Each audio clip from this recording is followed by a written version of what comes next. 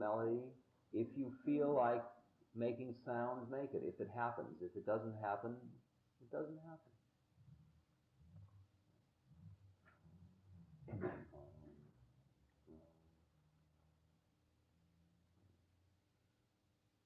Rama, Rama, Rama, Rama, Rama, Rama, Rama, Rama, Rama, Rama, Rama, Rama, Rama, Rama, Rama,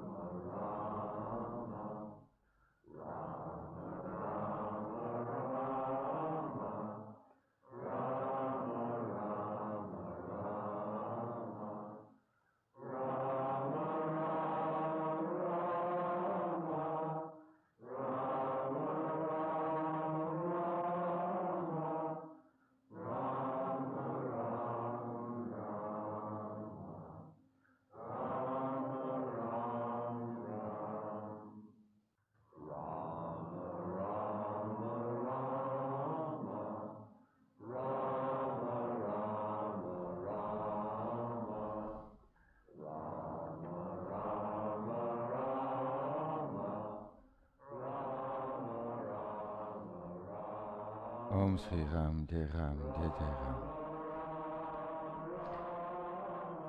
Welcome, good evening everyone. Thank you for tuning in.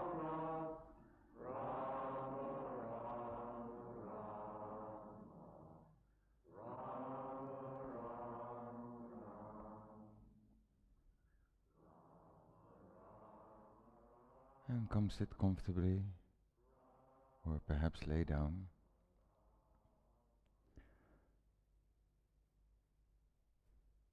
And maybe close your eyes while listening. So welcome. We're picking up in the Ramayana where left off last Saturday. And last week we heard how Sita was found by Hanuman, the son of the wind, the monkey, and he is giving her the message of hope. So Sita knows now that she's being looked for and that she's going to be rescued. And Hanuman has just left her.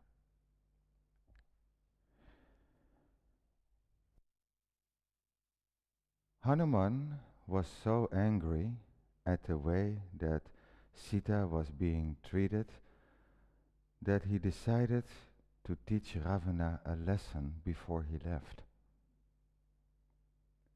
He wanted him to realize the might of the army he would have to face.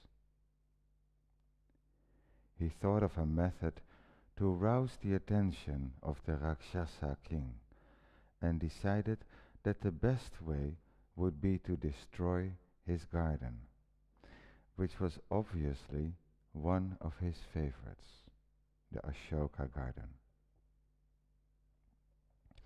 He uprooted every tree, and the beloved garden of Ravana was made into a desolate waste. Having accomplished this much, Hanuman waited expectantly for things to happen. He did not have long to wait. The Rakshasis, who were in charge of Sita, had woken up. They saw the monkey and wanted to know who he was. Sita said she knew nothing about him. They ran to report to Ravana. There's a huge monkey who has laid waste the whole garden. The only place he has not destroyed is the tree under which Sita sits. Ravana was furious when he heard of the fate of his favorite garden. He sent some strong Rakshasas to kill the monkey.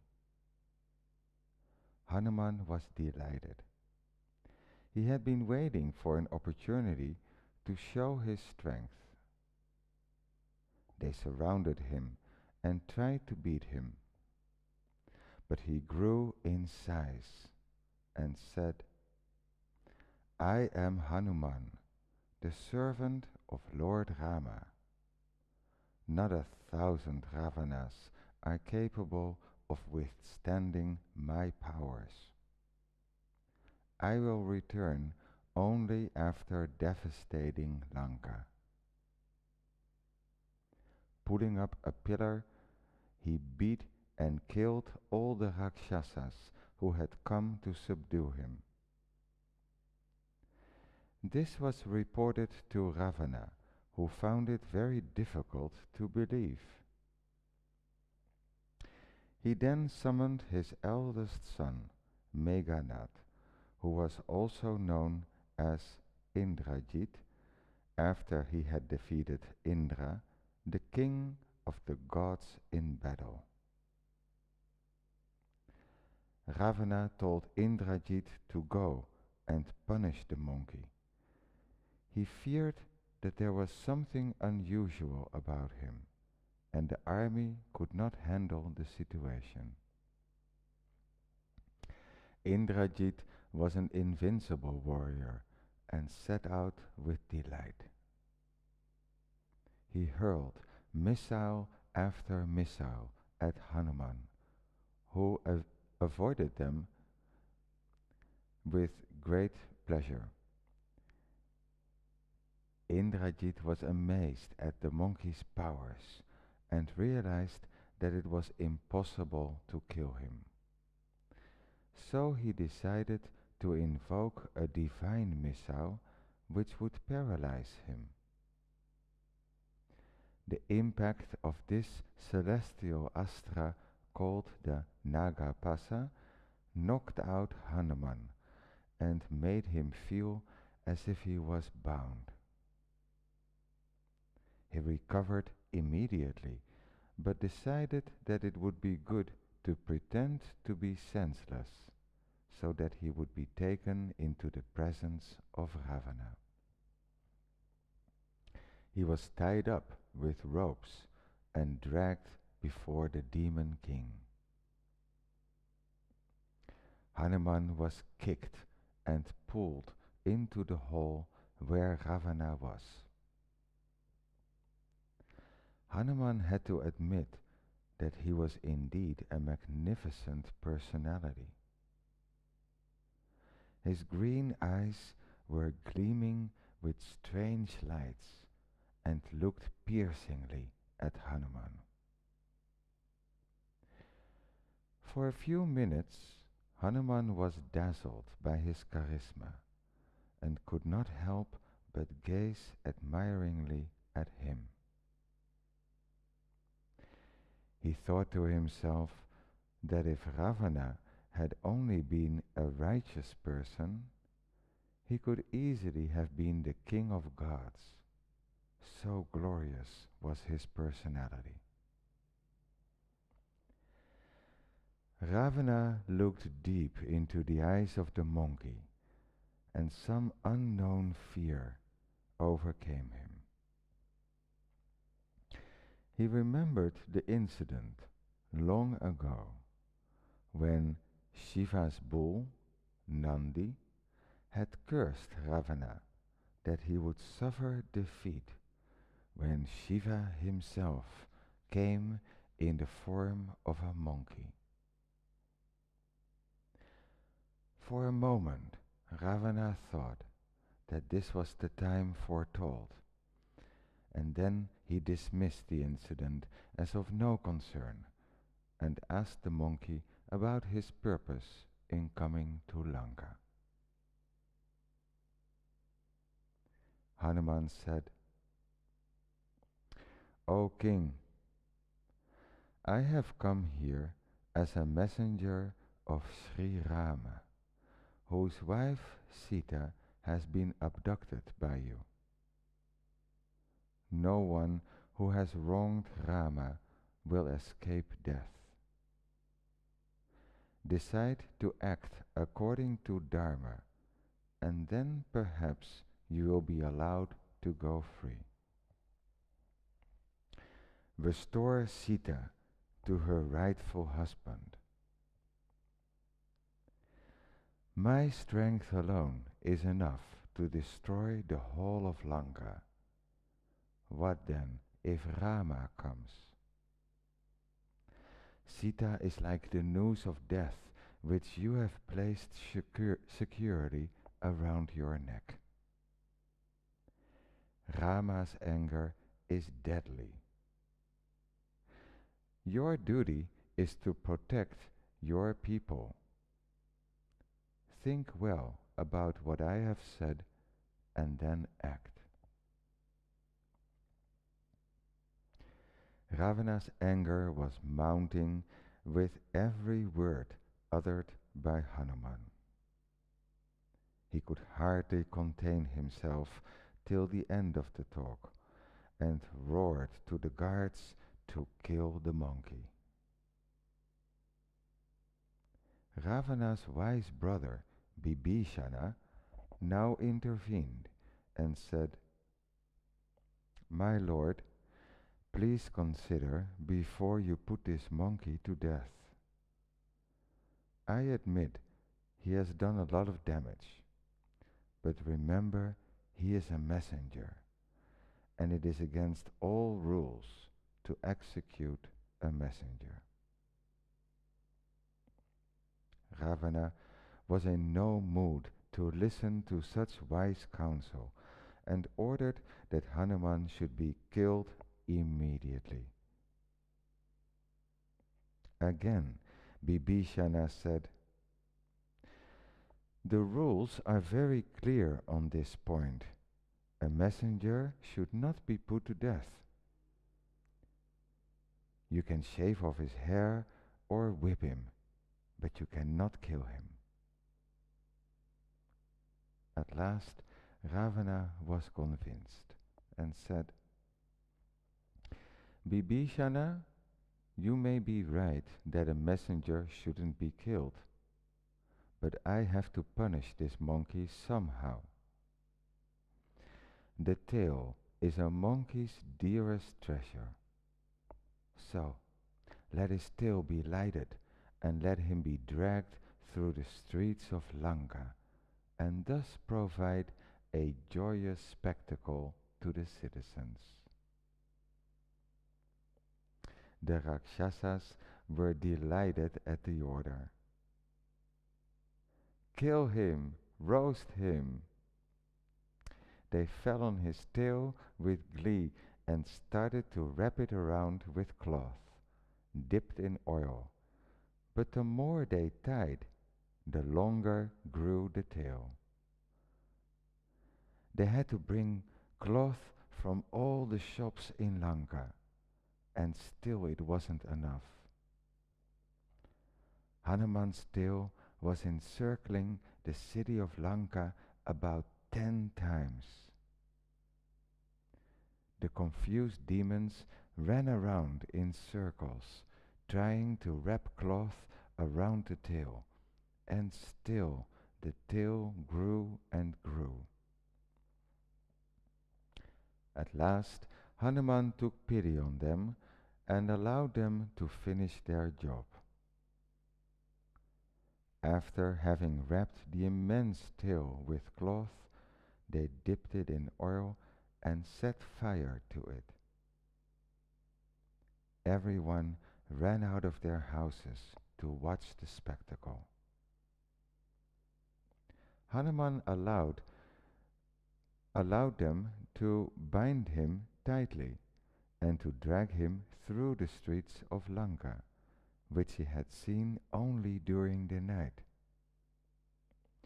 He thought it would be a good idea to know the layout of the city, since the knowledge may come in handy when he returned with the army. This news was brought to Sita by some of the Rakshasis, who were greatly excited. Poor Sita started weeping again. Hope had just started to creep into her heart when this savior had come, but now it looked as if it was all in vain. She prayed with all her heart to Agni, the Lord of Fire, and begged him not to hurt Hanuman. The fire god became cool on his skin, while Hanuman's father, the god of wind, blew softly around his son, thus cooling him. Hanuman was astonished at this miracle. Now that he had succeeded in talking to the king of the Rakshasas and seeing the whole of Lanka, Hanuman decided that it was enough. In a minute he broke free by flexing his body. He took an enormous leap into the heart of the city and jumped from mansion to mansion, setting fire to each with his flaming tail. At last he landed on Ravana's palace and set it ablaze. Terrified citizens ran hither and thither in their effort to extinguish the flames. The whole of Lanka was like a flaming torch. It was an awesome spectacle. At last, his conscience suddenly pricked him. What have I done? He thought. In a fit of anger, is it possible that I have even destroyed the very person I have come to save? How could I have become such a slave to my anger? People commit crimes easily while angry.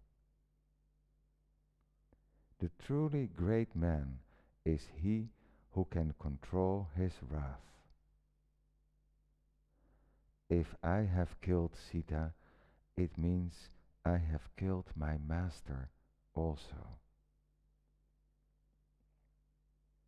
Then he reflected a while and thought, no, this cannot be. If the fire could not harm me, surely it could not have harmed her. Hanuman leaped towards the Ashoka grove, where Sita was sitting in order to take his leave. Sita was overjoyed to see him and gave him her blessings and told him to speed back. Hanuman was eager to get back to Rama. He turned around to have a last look at the city. The fabulous city of Lanka, which had appeared like a gleaming pearl in the moonlight the previous evening, now lay in shambles at his feet. He then returned to the top of the hill and took a flying leap. He saw the sea surging beneath him as he turned his face north and sped on his way. He passed with ease through the clouds and coursed through the sky like an arrow. The monkeys, who were eagerly awaiting his arrival, were thrilled as he landed in their midst. He told them all the news, how he had found Sita in the Ashoka grove, how he had set fire to Lanka, and so on. As they heard the details, the excited monkeys danced about and jumped up and down in the air. Hanuman said they should head for Kishkinda straight away. Their enthusiasm lent wings to their feet, and the monkeys made a return back to Kishkinda in half the time. Sugriva was with Rama and Lakshman at the time on top of Prasravana hill, waiting anxiously for Hanuman's arrival. Hanuman bent low before Rama and said, "Seen have I Sita." He phrased his sentence in this way because he knew that Rama's heart was filled with expectation, and until he heard the word seen, he would be in agony. Hanuman wanted to spare him even this one moment of pain if he could, and thus said, "Seen have I Sita." Rama's happiness could be well imagined. To hear that his beloved was alive and well, even though unhappy, was the greatest news that he could hear. He hugged Hanuman and gave him all his blessings. Rama looked lovingly at him and said, "I would like to know more about Sita. What did she say? Did she send any message for me?" Hanuman told him the whole story of his meeting with a lovely, lonely princess who was eating her heart out for her beloved husband. Rama listened with tears coursing down his cheeks. Hanuman told him how happy Sita was to receive Rama's ring, and then he presented the hair ornament which she had given for Rama. He took it in his hands and pressed it to his chest. A flood of memories swept over him, and he said, "This was given to Janaki by her father, Janaka, and she wore it for the wedding. How beautiful she looked. If she says she will live for a month more, then her life will be longer than mine. I cannot live for a moment more without seeing her. Take me to her, O Hanuman." He praised Hanuman for his fantastic effort. "You have accomplished that which no one else could have done. I am only sorry that I am unable to reward you in a fitting manner. I can only embrace you as a token of my gratitude."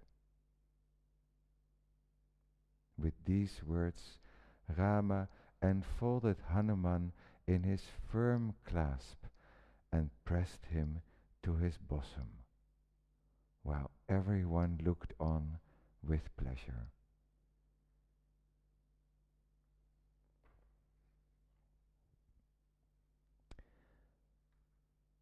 This is the end of book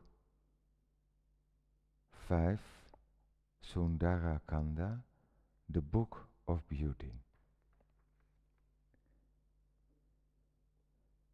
Book 6, the Book of Battle, Yuddha Kanda.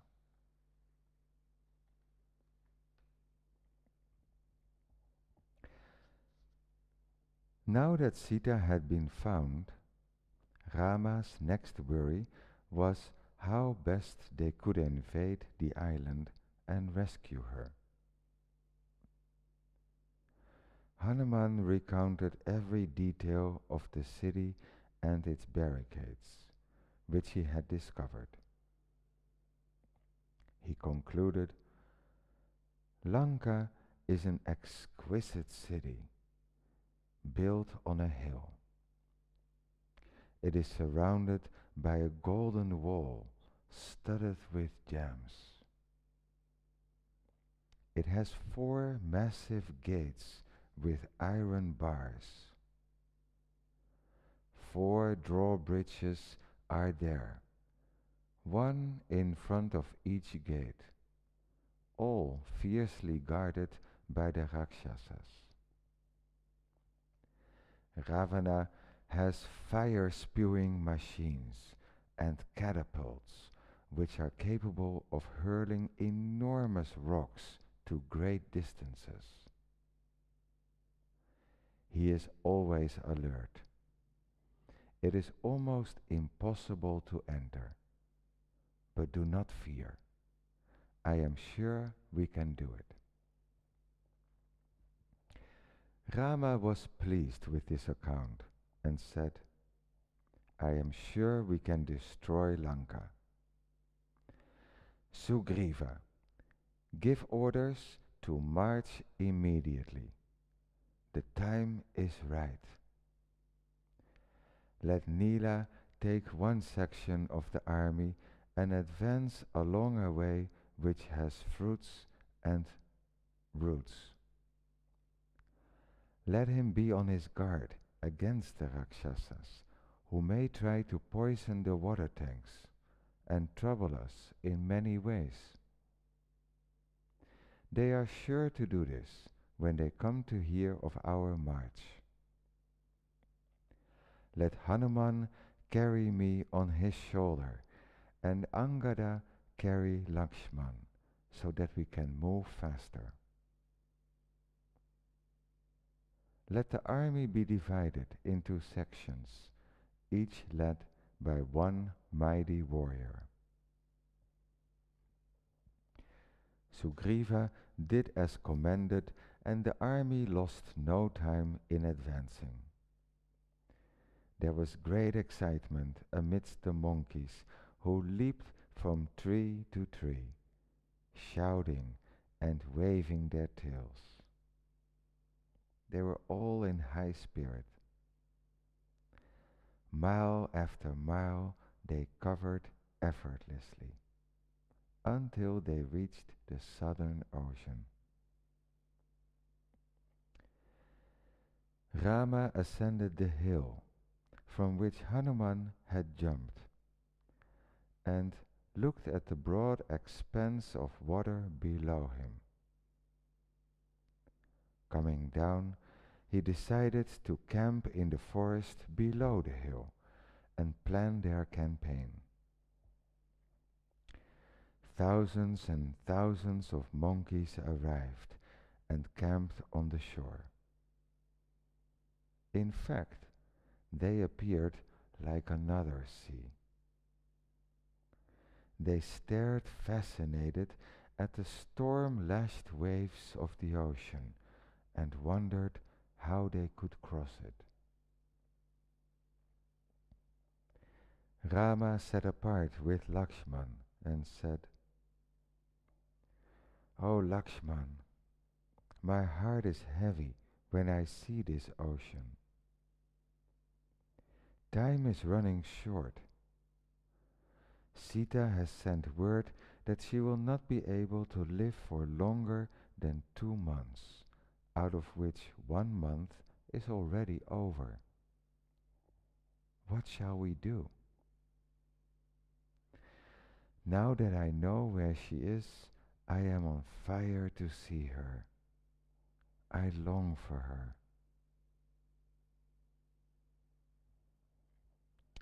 In the meantime, in Lanka, Ravana had called a council of ministers to discuss the events of that catastrophic day when Lanka had been burned.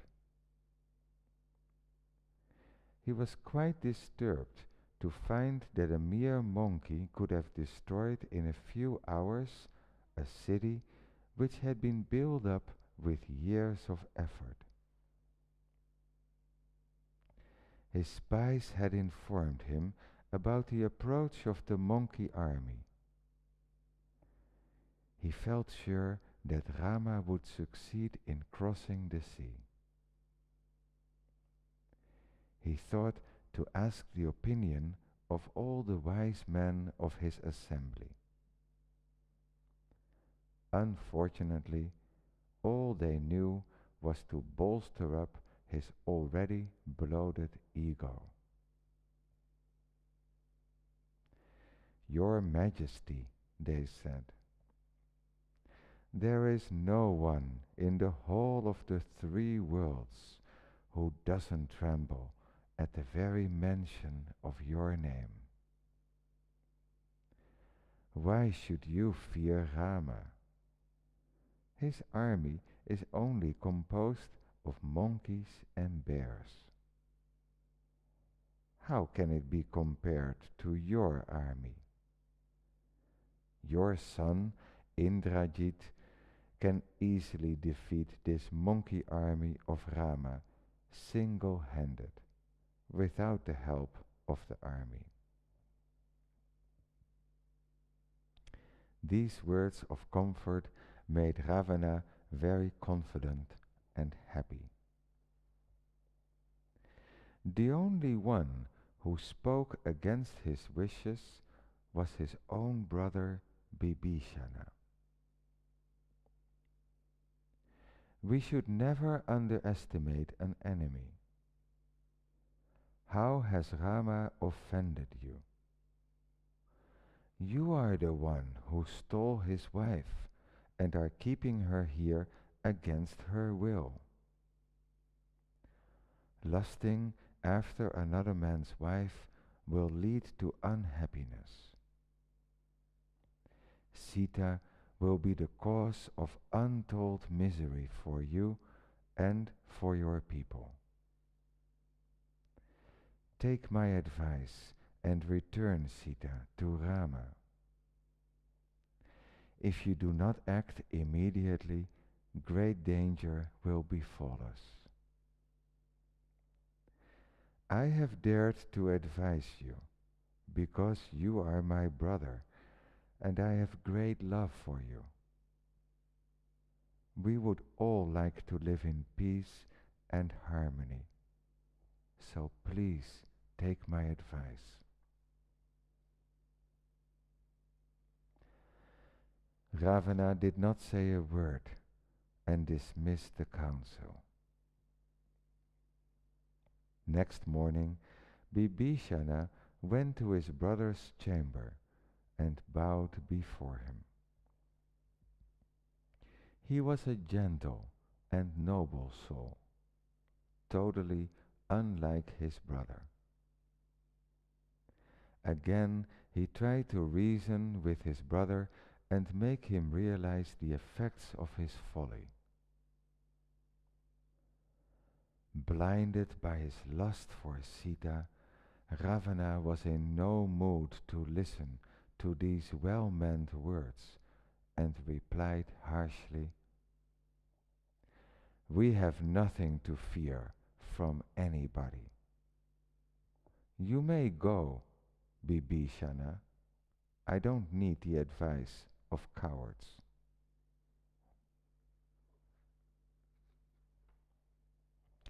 Bibhishana stood up and said, "O king, I tried to save you from the effects of your own folly. Whatever I said was meant only for your good.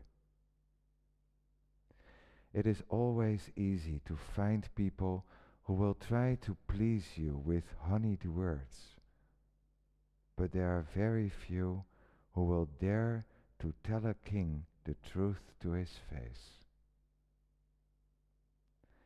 I cannot stay here any longer.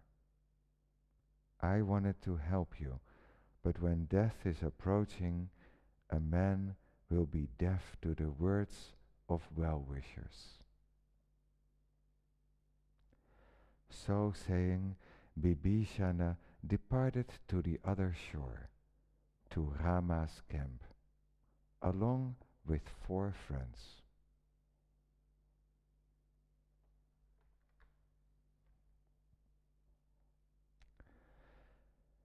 After leaving his brother, Bibhishana went to the opposite shore and approached Rama's camp. The monkeys who were guarding the entrance saw him and his 4 companions poised in the air. Sugriva came out and observed him and asked the monkeys to prepare for a fight. Seeing this, Bibhishana spoke loudly from the sky. "I am Bibhishana, the younger brother of Ravana. I tried my best to advise him to return Sita to Rama, but he insulted me and sent me away. I have abandoned everything I possess, including my family and now and now have come to take refuge at Rama's feet. For I have heard that he is merciful and friendly to all creatures. Please announce my arrival to him. Sugriva ran back and reported the matter to Rama. These Rakshasas should never be trusted. He may be a spy. He may win your confidence and then betray you, he said. Rama gave careful attention to what Sugriva said, and then asked everybody else to give their view. All of them were of the opinion that Bibhishana was not to be trusted. At last Hanuman spoke. I saw this man in Lanka when he spoke against Ravana's wishes to kill me. In fact, it is because of him that Ravana desisted from putting me to death. I think he must have tried to advise Ravana to give up his plan, and the latter must have refused. That must be the reason why he decided to quit. Moreover, someone who comes as a spy would not announce himself, as he has done. Rama, the compassionate one, was pleased with Hanuman's words, for they were only an echo of his own thoughts. Whosoever approaches me with a heart filled with love, I will accept with equal love. I will not abandon one who has taken refuge in me, even though he may be filled with faults. This is my decision. Rama said, even if Ravana himself came and fell at my feet, I would not refuse him, even though he has wronged me. Go and bring Bibhishana here. Sugriva was amazed at these words. He bowed low to Rama and went to do his bidding. Bibhishana was thrilled to hear that he had been accepted. He walked into Rama's presence and fell at his feet. Rama smiled tenderly at him and bade him welcome. Bibhishana said, I swear in the name of Dharma that I will assist you in all ways to the best of my ability in carrying out your resolve. But the one thing I will not do is to kill my own people. Rama said, Lakshman, bring water from the ocean. I will myself perform the coronation of Bibhishana here and now. Thus saying, Rama took the water brought by Lakshman and performed the ceremonial bath by pouring the consecrated water over the head of the prospective king. Now both Sugriva and Hanuman asked their newfound ally to suggest a method how they could cross the ocean.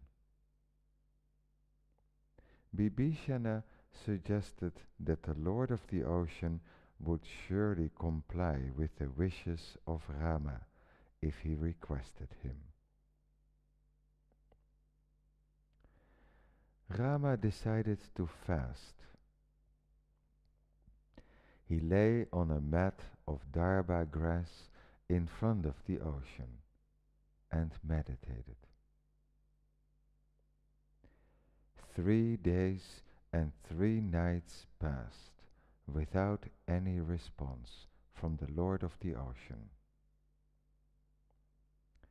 At the end of this time, Rama lost his patience and said to Lakshman, "People mistake my good nature for weakness. Bring my bow and arrow, and I will dry up the ocean with just one arrow. I will drain him of his water, so that nothing remains but an expanse of sand, and my army will easily cross over to Ravana's domain." So saying, he started to discharge arrow after arrow from his mighty bow. The waters rose. The waves were as tall as mountains. The earth trembled. The sky became pitch black, and meteors flashed across the firmament, even as thunder roared and lightning flashed. The ocean moaned in pain. Out of the ocean, Samudra, the lord of the ocean, rose up, trembling with fear. "O Lord," he said, "you are known to be the abode of kindness and mercy. I did not appear before you earlier, because I cannot go against my nature, as you know only too well. Earth, water, fire, and wind are all ruled by the laws of nature. I am by nature deep and wide. I cannot change my nature, but I can give you a plan by which you can cross easily. There is a monkey called Nala in your army. He is an expert in building bridges. Let him build a bridge, and I will see that it doesn't sink or fall apart while the army is crossing. I can also promise you that my sharks and whales will not harm your army while they cross."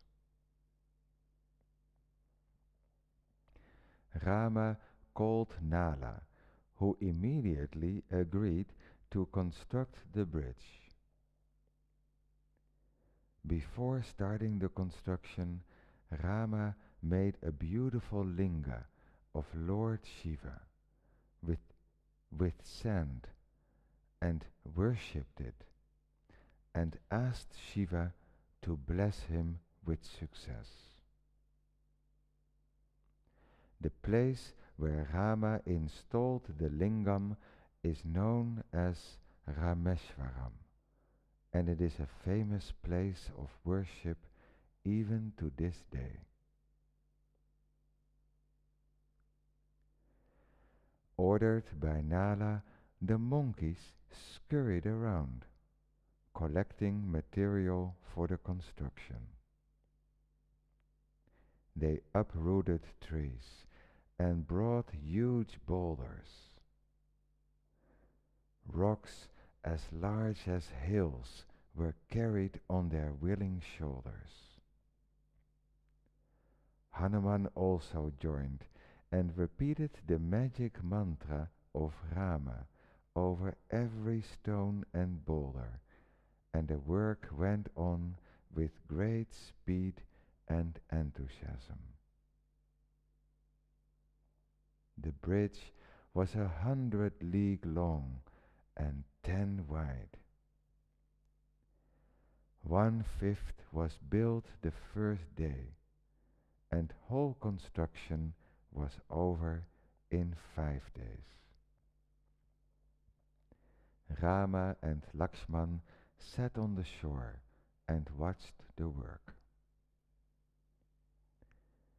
It is said that a squirrel who wanted to help Rama used to wet his fur, roll in the sand, and then go and shake off the dust on the bridge, since that was the only effort he was capable of making. The monkeys made fun of him and told him to go off, or he would be trampled by their feet. He was frightened and sad and went and nestled close to Rama, who took him on his lap and comforted him by passing his 3 fingers down his back. It is said that to this day the squirrel bears the mark of Rama's fingers on his back. Rama calmed his fears and told him that his tiny efforts were as valuable to him as the gigantic achievement of the monkeys. The sand he had brought was just as precious to him as the rocks of the monkeys. Thus the little squirrel also found a place in Rama's heart.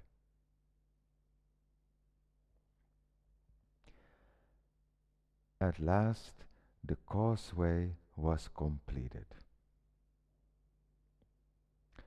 Rama was the first to set foot on it. Then came Lakshman, and then Sugriva. The rest of the monkeys followed, dancing with joy. Sometimes they would jump into the sea and swim for a while, and sometimes walk on the bridge. It was as if the sea held its breath while the army crossed. At last they set foot on enemy territory. Rama told Lakshman and Sugriva to make preparations for camp. The sun had set and the moon had just risen as the army settled down for the night. Rama was touched by the enthusiasm and devotion of the monkeys and their innocent love. Rama looked up at the city of Ravana and thought of his beloved Janaki, who was a prisoner of love. He stood gazing at Lanka for a long time, lost in thought.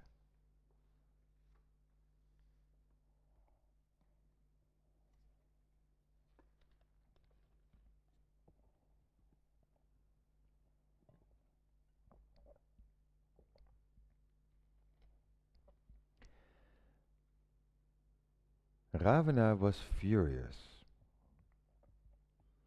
He thought of another way to torture Sita. He asked a magician to make a realistic head of Rama with an arrow stuck in it in order to frighten her. He marched to the grove where she was sitting, plunged in sorrow, her mind absorbed with thoughts of Rama, eyes cast down and filled with bitter drops. Ravana approached her.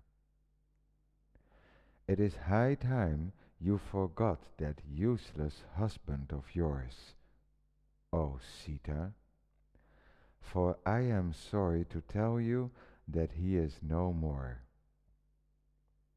He has been killed by me. I see that you don't believe me. I anticipated that, and I have brought Rama's head to convince you. The gruesome-looking article was placed before Sita. Ravana leaned forward and whispered, "Now, will you agree to be mine?" Sita gave one look at the head and shrieked, "Oh, my beloved, have you deserted me? I am responsible for the death of my husband," she cried. Ravana watched with keen anticipation, hoping that in her sorrow she would turn to him, but she did not even notice him. Just then, news was brought to him that his presence was urgently needed in the council chamber. Fearing that something serious was afoot, Ravana left immediately. As soon as he left, the magic head vanished, much to Sita's amazement. Just then, Bibhishana's wife, who was fond of Sita, came and told her about Ravana's foul plan to dupe her. "Do not fear, Sita. Rama can never be killed. Your husband and brother are in good health, and they are camped at the foot of the hill, ready to attack." Just as she was saying this, the trumpets blared forth, calling all Rakshasas to assemble for the fight. Arming themselves with sticks, stones, rocks, and trees, the monkeys, led by Rama, proceeded towards the city and took up the positions which had been decided for them. Rama followed the rules of dharmic warfare and decided to send a messenger to Ravana to make a last bid for peace. Calling Angada, he ordered him to go and talk to Ravana. "Tell him that I said, 'I have come to punish you for stealing my wife. But even at this last moment, I would like to give you a chance. If you agree to return Sita to me, I will stop the war. If not, it will be a fight to the finish and end in the extermination of the Rakshasa race.'" Angada leaped into the sky and reached the conference hall of Ravana. Boldly he walked inside and gave his message. The infuriated Ravana ordered his ministers to capture the monkey and beat him to death. As they ran to do his bidding, Angada leaped onto the terrace and returned to Rama. war was now inevitable. Ravana had been given his last and final chance. The army marched up to the city.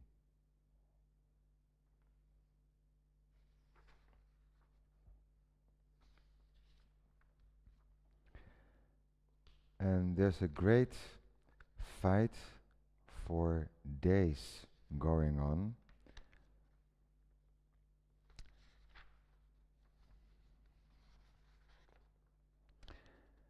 At some point, Indrajit is being called for by Ravana, and Indrajit, the son of Ravana, bows low before his father and gets sent into the battle. He gets into his chariot of illusions and set out, followed by a mighty army. Indrajit disappeared into the sky and began raining arrows over the monkey army, which began to fall in thousands. The whole field was strewn with dead and dying monkeys.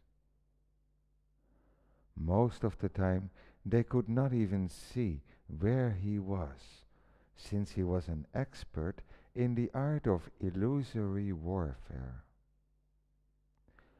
How could they fight with an invisible enemy?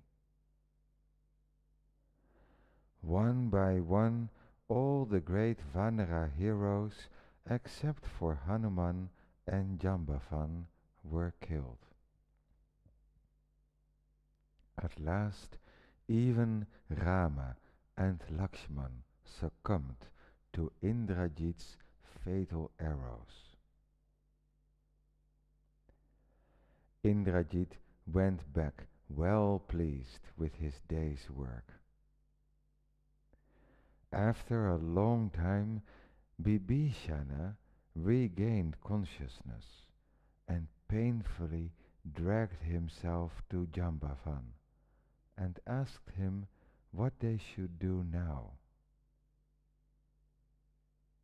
Jambavan was badly wounded, but his first question was about Hanuman.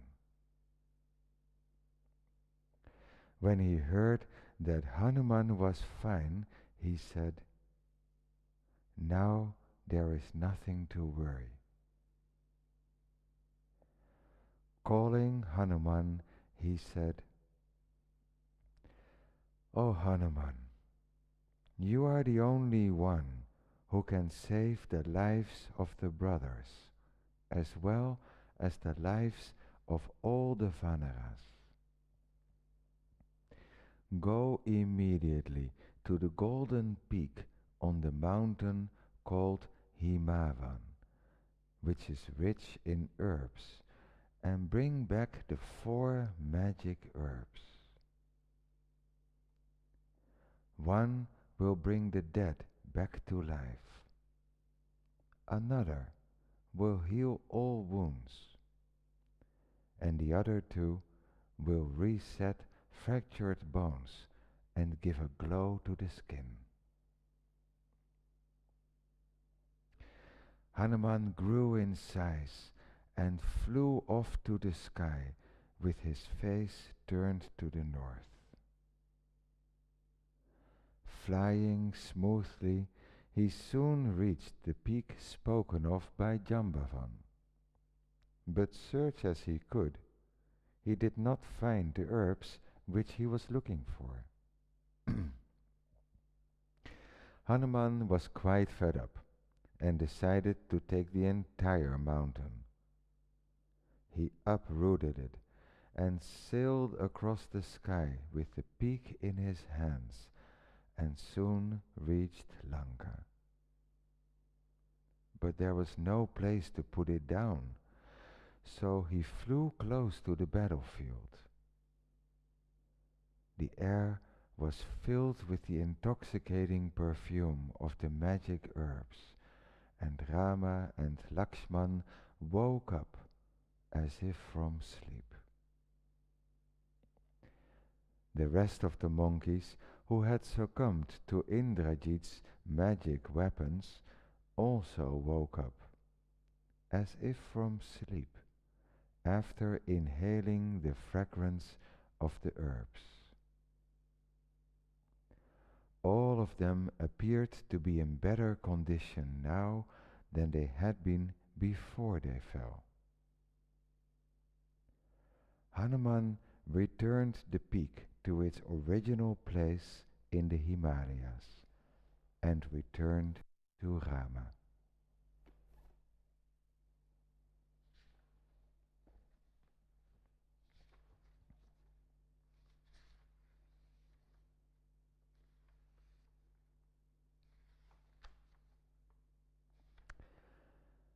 Then at last there is the final battle between Rama and Ravana. The Vanaras, the monkeys and bears, were watching all the four gates, but Ravana came through the illusory gate in the sky and landed in their midst with a thud. He fought like one possessed. Ravana ordered his charioteer to take him to where Rama was. The thought crossed his mind that he looked like Narayana himself. He came face to face with Rama. Rama was happy to encounter him, for he had been waiting for him. It was a glorious encounter. It is said that even the gods came to watch. Both were well versed in the art of warfare.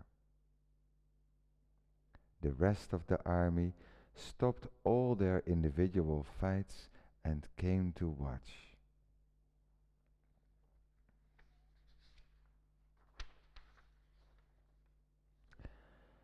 A fierce battle began. The watching gods declared it to be an unequal fight, since Rama was on the ground and Ravana in a chariot. Indra dispatched his own charioteer, Matadi, to go immediately and take his chariot to Rama. He sent his divine weapons and armor to aid him. As Rama watched, a brilliant silver chariot with weapons shining like lanterns, yoked to 10 silver grey horses, landed gently in front of him. Matari bowed low before him and said, "Let us start the fight." Rama alighted the divine car and faced Ravana on an equal footing. Each used a number of deadly arrows charged with various potent mantras. The world trembled to witness the wrath of Rama. The frown on Rama's face, which was so rarely seen, made even Ravana tremble in terror. Valmiki says that just as the sea can be compared only to the sea and the sky to the sky, so the battle between Rama and Ravana can only be compared to the battle between Rama and Ravana.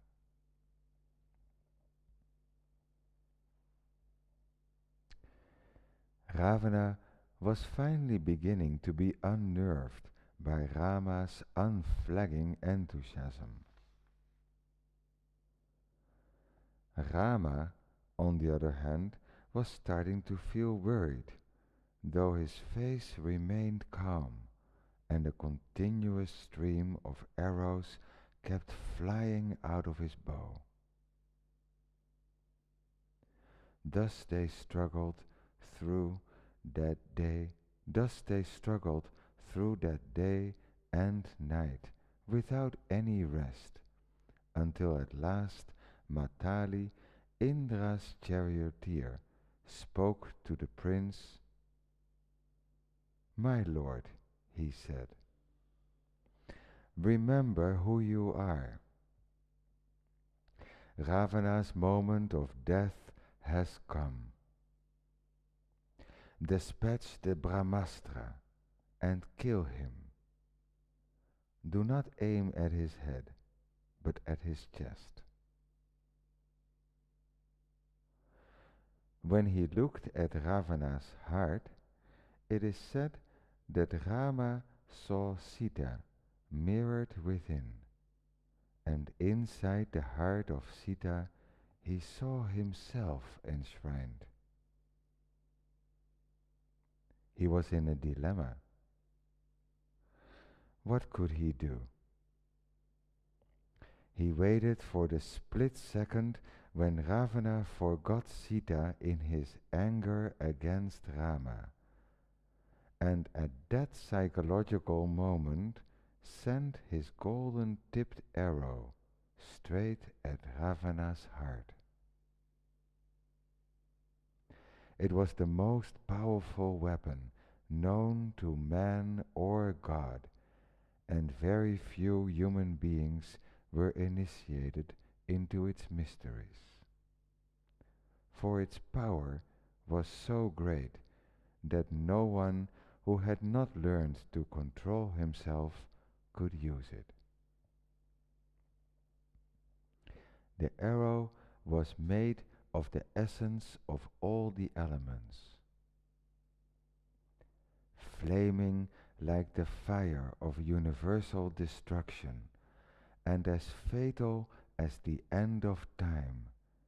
The arrow fled from Rama's bow like a streak of lightning and found its mark in Ravana's chest.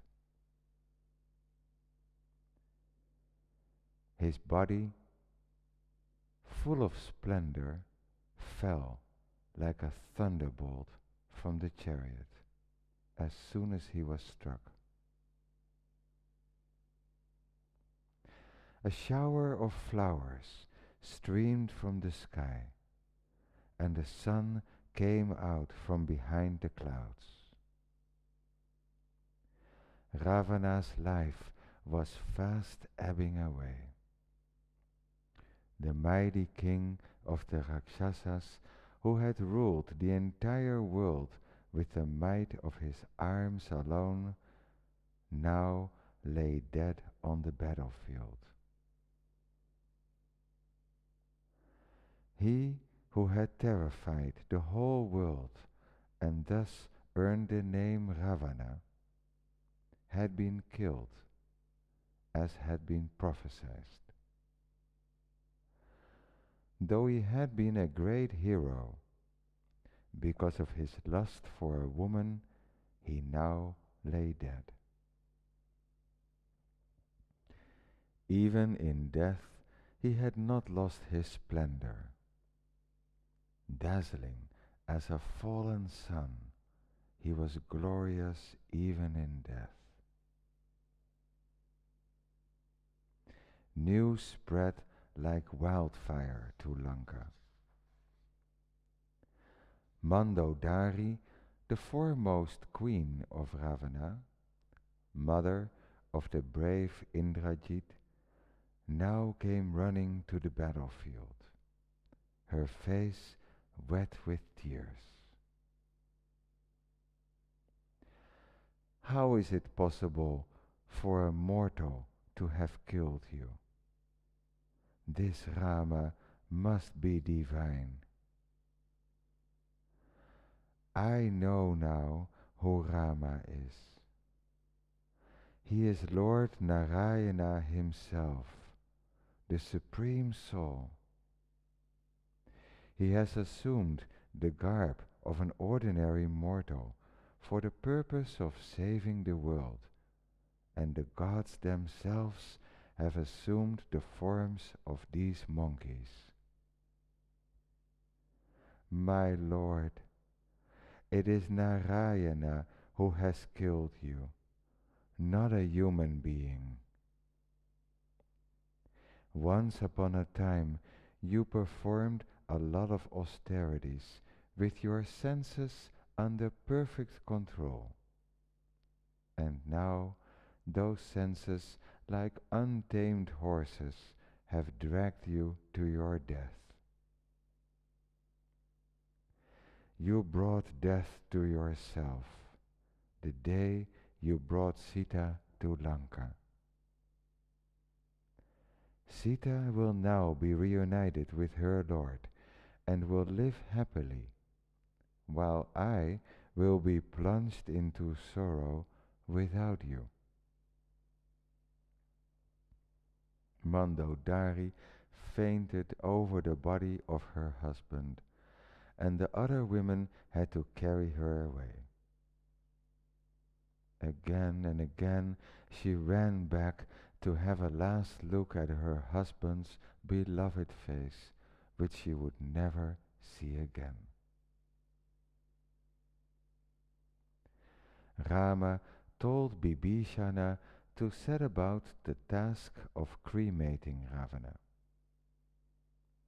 The corpse was draped with different types of cloth, and roasted grain was sprinkled over it. With great reverence, Bibhishana touched the earthly remains of his brother with a flaming torch and set fire to it. Rama then asked Lakshman and Sugriva to take Bibhishana to the city and crown him as king. He did not go himself, since his 14 years were not over. Lakshman took Bibhishana to the city of Lanka and placed him on the throne, and gave him the ceremonial bath by pouring consecrated water over his head, and thus proclaimed him as king of Lanka.